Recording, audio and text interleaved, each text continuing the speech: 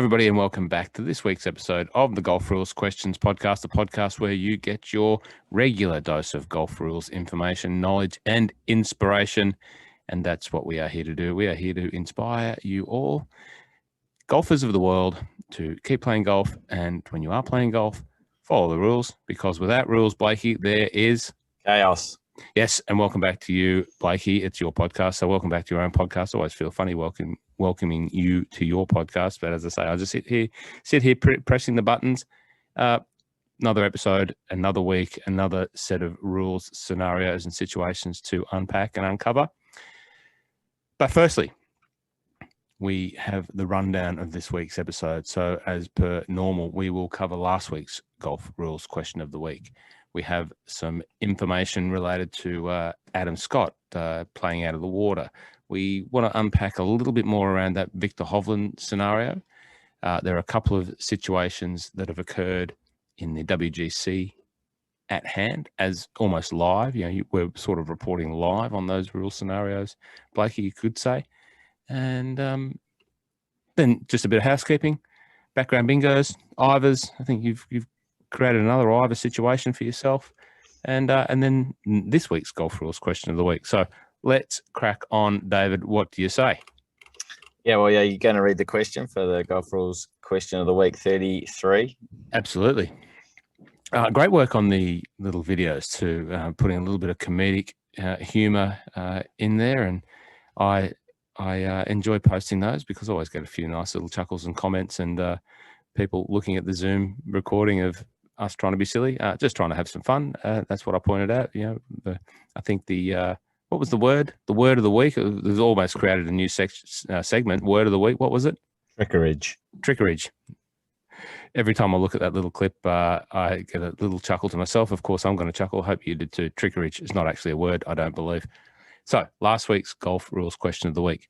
Fraser's ball comes to rest on a gravel path in a yellow penalty area. There are some loose stones around his ball. Is Fraser able to get relief from the stones? It's a very good question, and I'm sure that this is a type of scenario that potentially happens fairly regularly, depending on where you play and depending on the situations that you face at your golf course. Blakey, what's the answer? This is a common one, so probably good that I asked this question. There is no free relief for interference with an immovable obstruction when your ball is in a penalty area. Doesn't matter which color it is, red or yellow. When your ball or when you have interference with an immovable obstruction, abnormal course condition inside a penalty area, there is no free relief. Now, I should say, if your ball is outside the penalty area, in the general area, and you're standing on a path that's in the penalty area, then yes, you get free relief. But it's when your ball is in the penalty area and you have interference that you wouldn't get free relief. However, the loose stones, Roscoe, are of the gravel path. So the gravel path is artificial. That's why it's an immovable obstruction. But the loose stones are loose impediments, and the player is permitted to move those loose stones, but be careful not to cause your ball to move because they are loose impediments. And of course, you can ground your club, and because and it's in the penalty area, it doesn't matter. You can still move loose impediments. All part of that change of the rules situation brought about by when was that now? It seems to be a while ago now because we didn't play golf for last year. But when was it? When were those changes brought in? 1 January 2019. So the big one there is that you can move loose impediments in the penalty area, correct? Yes, you can move loose impediments in the penalty area. That is basically what the question was. Yeah, and ground your club. Also, if you're in a little penalty area there, you can ground your club and do all that sort of stuff there now, which is very good. And we're back playing by those situations. And if you're in a part of the world that isn't playing golf at the moment, but soon to be, I think the friends and colleagues in the UK, I think there's maybe been a recent announcement that when they're going back to play golf. Some changes up in Scotland. America seems to be still playing golf, and I don't think they ever stopped playing golf over there. But certainly our UK friends and followers, when you get back on the golf course, just embrace it, absorb it, appreciate it, respect it, because it's a great feeling when you've missed something. It's a great feeling to get back out there and start doing it. So we've got a little video from what tournament was this? Was this the not the WGC? Was it the Honda? Yeah, the Honda Classic, which a lot of people seemed. It's quite interesting. This course, the water must be quite a low-lying water around the edge, so there's no like deep drop-offs. So you find that the water level sort of goes up and down a small smidgen, but it means that the ball can actually come to rest in the penalty area, and you still possibly will have a shot at it, meaning that the ball doesn't fully submerge. And many times over the years, we've seen players get into the penalty area with or without clothes, basically. All right. Well, one of these situations that we want to highlight is involving our very own and very much loved Adam Scott, 2013 Masters winners. He'll be going back to the Masters very shortly, which we're all excited to see the Masters back in its regular time frame of 2 weeks now in April. So let's play that. I apologize. I hope I get this audio good. I'm without the full studio. I'm on the move today. I'm at work, so I've got the mobile podcast studio handy. So I'm just going to try and download this audio and play it as we go. Early on a Thursday morning, and the shoes are coming off. I'm here for it, Adam. I'm here for it. Look around before you dip in there, though. Well, one of my favorite shows is Swamp People, so. I just, you just kind of always wonder when you're in or you get ready to attempt this shot.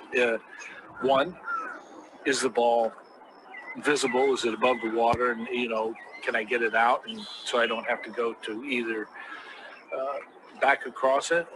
But there's the lie. And I mean, he's going to play it like a bunker shot. And yes, with all that around the golf ball, look like a couple of cable wires there. So he'll be able to move that. But this is going to be a serious splash of muck. Okay. And what happened after that, Blakey? Was it a serious splash of muck? And what they're saying there, and I was going to interject there before when you were describing very aptly the low-lying water of that part of the world where I think it's in Florida where the Honda is. They were saying beware of the gators. So you've seen there's a few people. One of the players went and slapped a gator on the tail and shooted it off the fairway and back into the water. A few gators around that part, but that's what they were referring to there. So what happened with Adam there, mate?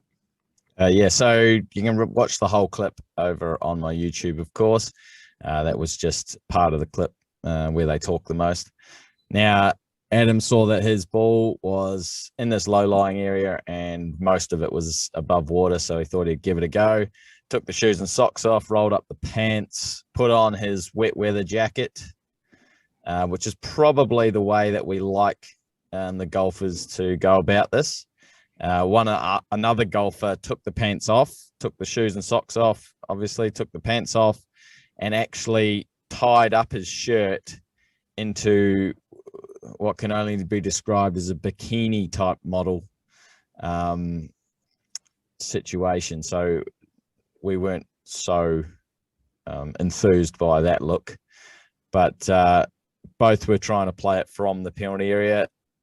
The other thing that sort of happened in this situation, one of the commentators mentioned it, Adam's ball was actually right beside TV cables, and TV cables are movable obstructions, so Adam gets to move that.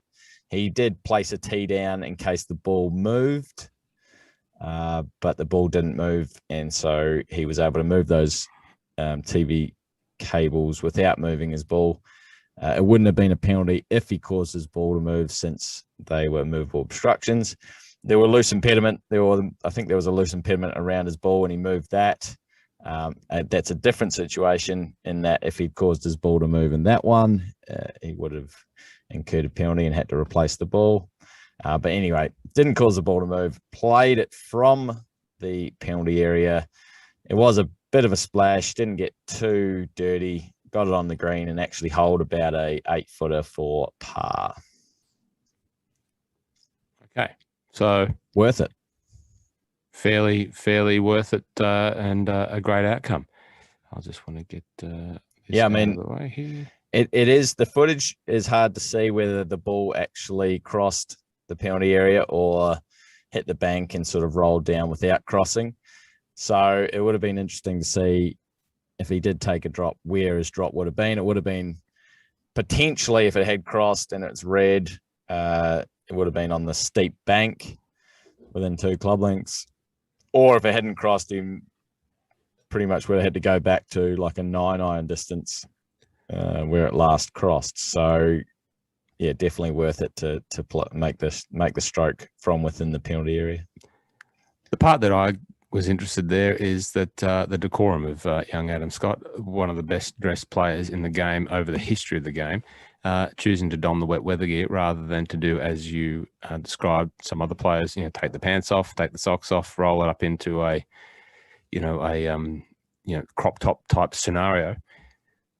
And you mentioned there that we don't like that. So I'm assuming that you're referring to we officials, who are, charged with some of the responsibility of the ongoings on course when you are officiating and refereeing. So is that a fact that you would prefer the players to maintain some level of appropriate dress when they are donning the water sort of scenario? When I said we don't like it, I was probably more talking about the audience, about the fans. Oh, right. Only because, there were a few comments about that when I posted it on the socials, saying, "Oh, thank goodness Adam didn't take all his clothes off." The golfer's body can be quite muscular, but usually very white. Right. Well, I am in that brigade. I think last time I played in shorts in summer, I'm actually got to have a personal challenge. I think I might next summer, going for the 4th year of not playing golf in shorts, and subsequent to that being with my Celtic origins, as you know, and as I proudly represent my Celtic forebears. The legs, although muscular, especially in the calf area, Blakey, are more akin to looking like an out-of-bounds peg. And I've been chided for that fact. So fair enough. I keep them covered. No, there are some players that, on the smaller PGA Tour of Australasia, are permitted to wear shorts. It can be a health and safety reason when it's 38, 39, 40 degrees. That doesn't mean that it actually looks good. Well, but and I'm it's just a gonna, safety. I'm just going to say safety, be sun smart wherever you are in the world. Sun cancer, skin cancer is a real thing, especially down here in the Southern Hemisphere, in Australia, in New Zealand, South Africa, where the sun shines very, very harshly and the UV factor is always high, whether it's summer or winter. But it is a thing in the Northern Hemisphere, in the US and in the UK. Be sun smart, people. Now, we talk about officials. The Victor Hovland video is probably, in the shortest space of time, been one of the most watched videos on the Growing Golf Rules Questions YouTube site. Subscribe, like, share, comment on all of that. It's just growing by the day at a rapid rate of knots, and congratulations to you, and thank you to everyone who has listened and then gone on to subscribe. Appreciate that. What is it? And the Victor Hovland scenario was around the banter or the byplay between the official, and the official copped a bit of heat, obviously, because I think he got it blamed for getting it wrong. But what happens? You wanted to talk about that a little bit more. So I wanted to delve into this episode as being about the official and just sort of put it out there what an official does. Personally, we call them officials, but I don't really like that term. I call them referees, or what you'll just call, the rules person, the person who advises on the rules, because that's what we do. We advise on the rules. You have a committee. A committee is the one that runs the tournament. Okay. They're the ones that make the local rules, make the terms of the competition, code of conduct. Then and the committee could be a group, or it could be one person. Roscoe, you could be running the My Love of Golf club champs type thing, and you have 10 people. Now there's an idea. Let's write that down in the the golf rules questions. My love of golf inaugural championships. I like it. I just throwing a real quick well done out there. I did see you won the franchise of the year for Big Swing Golf, but we'll get into that a little bit later. Thank you very much. Now, going back to the officials, so there's the committee. Now, the committee can have referees that help them, so they're out on the golf course, and those referees, funnily enough, can actually be part of the committee or just referees. There's just referees, not part of the committee, meaning that for any situation, judgment that they make doesn't actually hold water by the committee. Now that's an interesting one. It would be preferable if you have qualified referees to be part of the committee and make a ruling straight away on the spot. But if a referee has a radio, they should always try and use it. If they are, less than 100% certain about the ruling, it would be preferable that you use the radio rather than use a book. Hey, I'm just going to check this with someone. Yep, blah, blah, blah. Rather than getting out the book and going, oh, I think it's was it rule 11 or rule 8? Ball in motion, but then it might have come to rest. That just doesn't instill too much confidence with the player who's waiting for this ruling. So it's easier just to get on the radio. Now, if you don't have a radio, the alternative is to get them to play 2 balls in stroke play, and they play one from the original position, and they play one from where they believe it may have moved from or taking relief, whether it's free or penalty relief. That's always another option that the committee or the referee can get the player to do. But just talking about a referee, there's hardly any thanks, pat on the back at the end of the tournament. I mean, maybe the winner will come and say thanks. The winner says thanks to everyone, basically. Winners are grinners. But yeah, the committee, the rules referee can be out there just to advise players, just to monitor pace of play. I mean, 90% of job on the tour is monitoring pace of play. Preferably, we'd just like to sit back, watch good golf, but some players are inconsiderate of others and want to take their time. So, have you had many instances with referees, Roscoe, or been in a tournament and you've seen a referee and gone, that's how did he do it? Why did he do it that way? Or what's he doing sitting over there under a tree? No, not really, mate. My tournament experience is limited to playing in a Pro-Am of the Australian Open and the Vic Open, which is where I met you, attending the Australian Open in 1988 at Royal Sydney, won by Mark Calcavecchia. I was just awestruck by all the golfers around me as a young fella back then. And did I mention the 2016 Open Championship at Royal Troon? At any stage of those tournaments, I was too enamored by the people around me, the surroundings, the golf, to really get involved with the real scenarios. The thing that I remember at Royal Troon was Kevin Na being very, what I would consider, rude and brash with one of the, just not an official, but with a volunteer who was on a tee, and I'd been watching that hole for a number of hours, and the volunteer had maintained the same position and made the same hand gestures for every group, but Kevin Na came by and was just very abrupt and short, and what I would have considered rude to the man who was giving up his time, but nothing really else, mate. Nothing really else. And only that time in Pennant, Mornington Peninsula District, Pennant, the final against Flinders, where I had to get my caddy to call in the official. because the player was playing slow, and I think he was doing that on purpose to try and wind me up, and it just backfired because we both got put on the clock, and then I felt that I created the situation. I was under them pressure and ultimately ended up getting beat. Yeah, it's not an easy situation, certainly for slow play. The amount of times I've talked to players to tell them that they're playing slow, and they say, "Oh, we were just searching for a ball," or, "We were just waiting on the group in front." Yeah, you hear them all, and you just try and play a straight bat and go, "Yep, okay, no worries." Even though you've been watching them for 2 holes, and you know exactly that they took, at least a minute on 3 of their shots, at least a minute.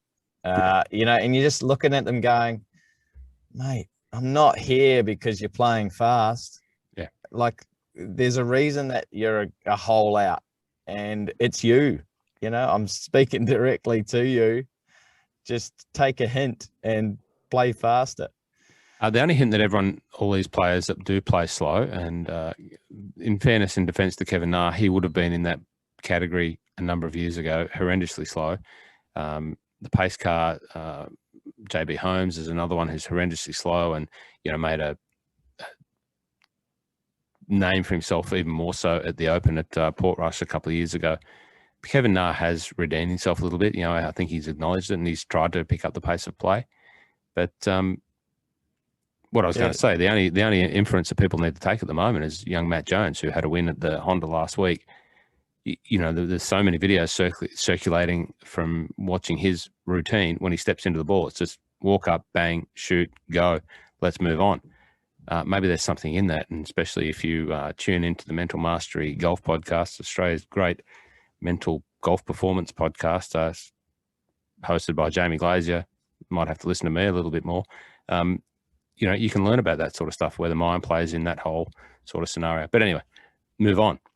Yeah, well, I definitely think that, you should play faster. If you're standing over the ball, you're thinking about it too much, it can only be providing worse results. But, you bring up a good point about Kevin Na. Most of the time, if you're talking to a player about slow play, they're not going to be in a great frame of mind, or in a situation where they've hit their ball and they require a referee. Usually they've hit a terrible shot, or 50% of the time they've hit a terrible shot. And they may be trying to argue the point of trying to get some free relief. They might be trying to game the referee. As a referee, you've just got to take your time, listen to the player, possibly get information from other players, from caddies, from spectators if they're around.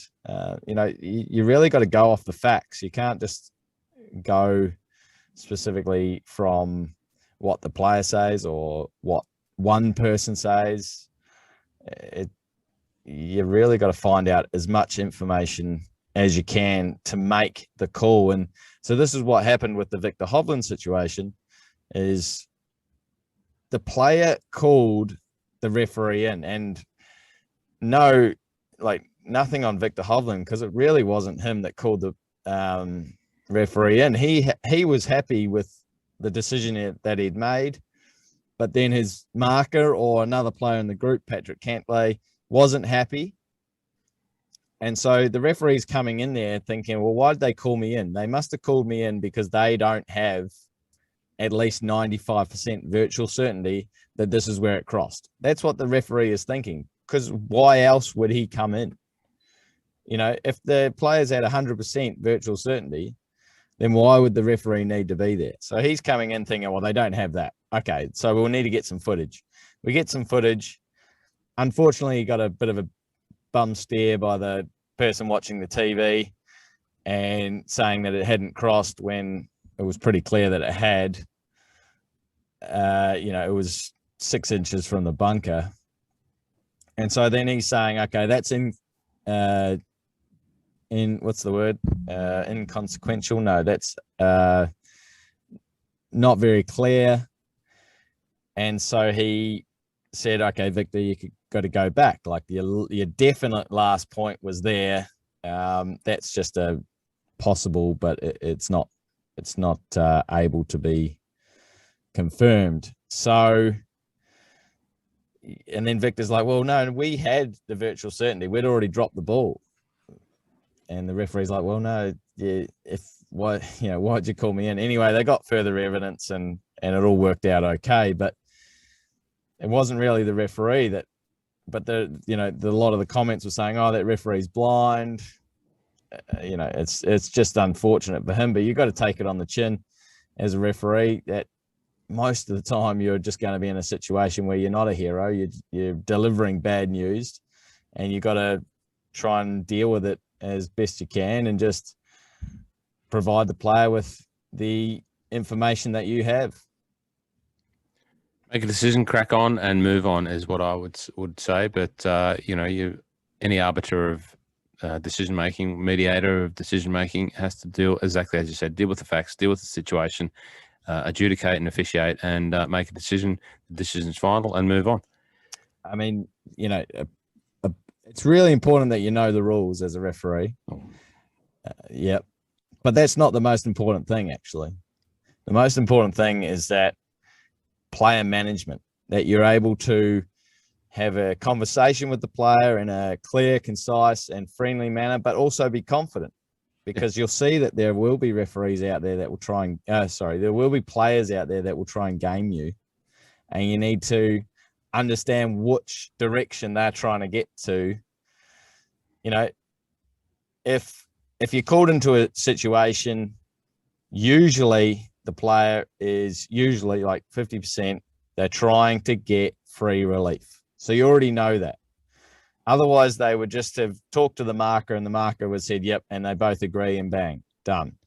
30% of the time, they might be just wanting to know their penalty relief options. And then 20% of the time, it might be something really strange. Like they'll call you up and it'll be just coming off the tee and you're like, oh, I can't think of any rules situations.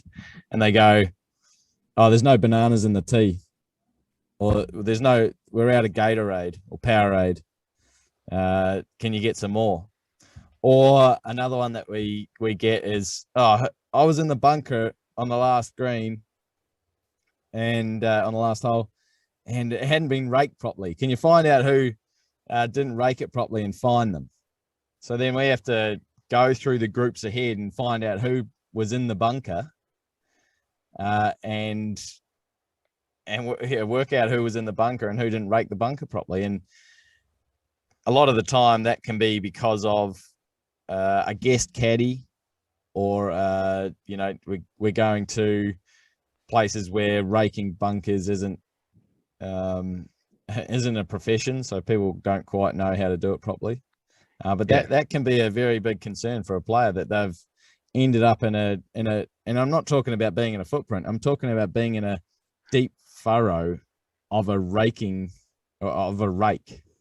Yeah, well, I can empathise with the player there, because it's their livelihood, it's money. Every shot is dollar signs that every shot you don't make are dollar signs that are not going into your bank account. So you would want to have that behaviour corrected. So I think they're within their rights to point out to someone, whether it's you guys or some level of official or officiating person at the tournament, to get that behaviour checked straight away. What I find amusing is, and it relates to a personal situation, is when they ask you, can you get some more bananas or waters in the on the tee box, mate? Like fair crack. And I remember I talked about tournament participation, or when went to the President's Cup last year, as you did, because you officiated there, and I was trying to get somewhere and I didn't know how to get there. I didn't know where to cross and all that sort of thing. And probably one of the most senior officials, a big Scotsman on the European tour, or whatever the tour, came hurtling down in one of those roofless buggies. I should have known that he was driving a roofless buggy, that he was fairly senior and very official. And I asked him for directions, and he just looked at me, shook his head and said, "Mate, you're going to have to find one of those guys down there. They'll tell you, but I've got to go and I've got to go by." And I thought, oh, fair enough. I probably asked the wrong bloke. Sort of like asking you to get bananas, mate. Whereabouts was that, Russ? That was at the President's Cup, a little tournament we hosted here at Royal Melbourne a couple of years ago now. Yeah. A Scottish referee. Well, I'm assuming he was a referee because he had a radio. He was Scottish, might have been from the RNA, who knows? And he was driving. I'm only making this judgment that he was driving a roofless buggy, and that is the buggy. You reckon he was a big guy too? Pretty sure he's big, but it was a while ago now. But yeah, I mean, JP, he's English, so it wouldn't have been him. And David Rickman was there, but he's not a big guy. I can't think of anyone that was Scottish that. It might have been David Rickman if he's not that big a guy, but it was anyway. He was driving a roofless buggy. He was official. Definitely would have been. And did he have a tie on? No, he was dressed. He was dressed in sort of out and about gear. Maybe he was from the European Tour media coverage or something. But I asked the wrong question to the wrong person, clearly. Because the PGA Tour, they still wear ties. No, he didn't have a tie on. No, he was more out there on the ground and had a radio on. And that's sort of that whole, well, they're official because they've got a shirt and tie on. They're official. Right. Personally, I don't mind the shirt, the button shirt, but the tie goes a little bit far for my generation, I think. Yeah, you young ones, you got to respect the tie. No one wears a tie anymore anyway, even at work and offices. That's right. I chucked all my ties out. I chucked them all out recently. I had a clear out. It's more about being not official, but more about being, friendly. You're there to help the player. You get paid by the players, basically. So you're there to help the players. You've got to. Now, when I say help the player, that doesn't mean give someone free relief when they don't deserve it. Because what you've got to remember is you're helping all the players. Yeah. So you've got to help the other players. You don't want that player that you give free relief that he shouldn't have got, or she shouldn't have got free relief. Then they make the cut and then someone else doesn't make the cut. You haven't helped that other person, have you? So You've got to think about everyone. And that's why it's easy just to go by the rules and just stay within the rules and help everyone, help all the competitors. Yeah. Now, Blakey, let's keep moving on. So we've got background bingo, we've got an Ivor, and we've got this week's question to cover off, and then that should wrap it up for the week, yeah? Yeah, well, last week your background bingo was the dunes, Barnbougle dunes, whole 17. I think it was the whole 17. There was many photos that I drew from very quickly as I set up the background bingo, and I'm pretty sure it was the 17th hole at Barnbougle dunes. It was clearly Barnbougle as I gave away, but I'm pretty sure it's the 17th hole there. Whatever hole it was, it's all fantastic, and I've actually got a little bit of holiday golf trip. I don't know what the right way to describe it, but I'm homesick for Barnbougle dunes. Envy? Or... No, not envy. No, I just like you when you come back from a holiday and you had a really good time and you want to do it and you don't want it to stop. That's sort of how I'm feeling. Yeah, sometimes you come home from a holiday and you're very happy to get home, and you almost need a holiday from the holiday. No, I just want to go back there and play more golf there. But I took a lot of photos and I might use some more in the future. But I think that was the 17th at Barnbougle dunes. And Andrew Miller got that one, and my one was a bit of a gag because it was a traveling irrigator.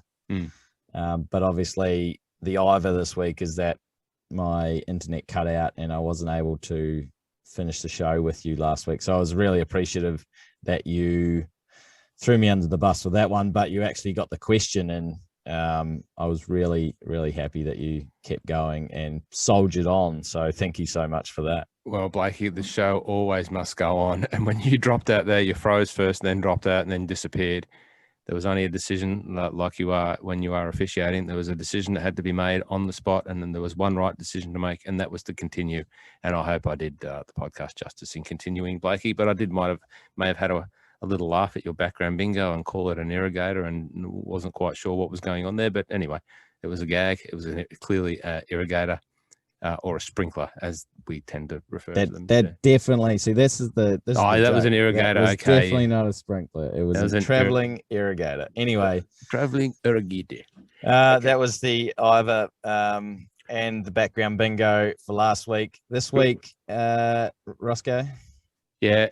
Well, I'm sticking with the island theme. That's the only theme that I'll get, but it's pretty easy. It's a no-brainer. This one looks amazing. Like this is in the top 10 already in the world, I think. Don't give too much away for the people who do want to tune in and play. But the only hint is it's the island theme of golf continues. So that narrows it down to a handful of destinations. It's an island golf destination. There we go.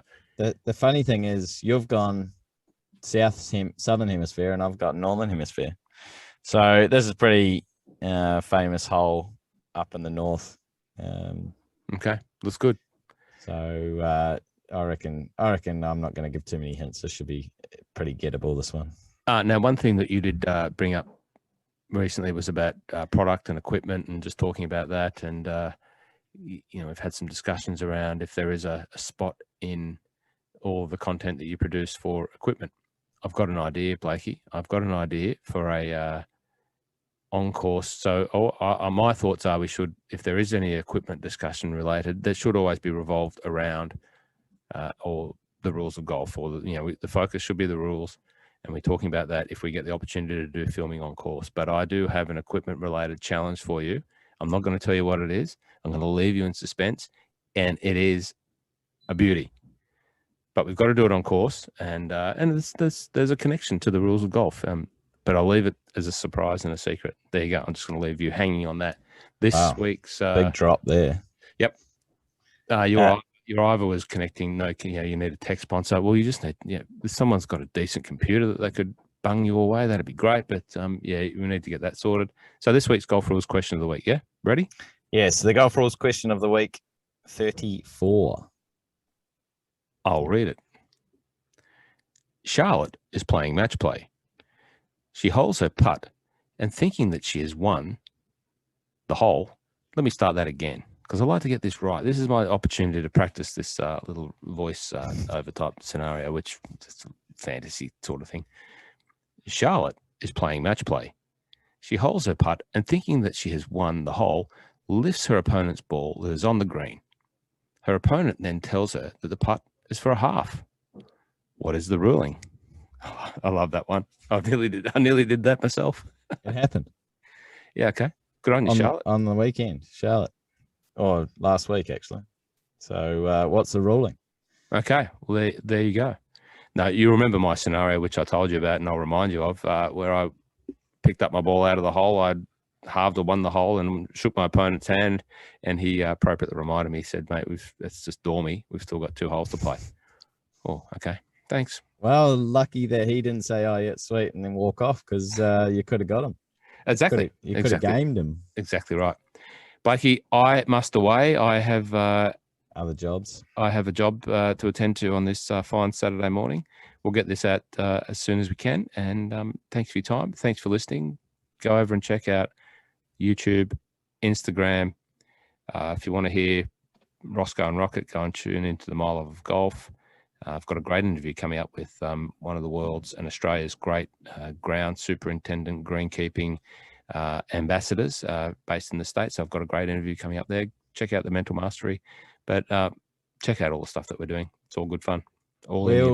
That was good. There's so much more that we could talk about with officials, so we'll definitely do a part 2 in the future. Thank you very much, Roscoe, for your time, and thank you, listeners, for listening in.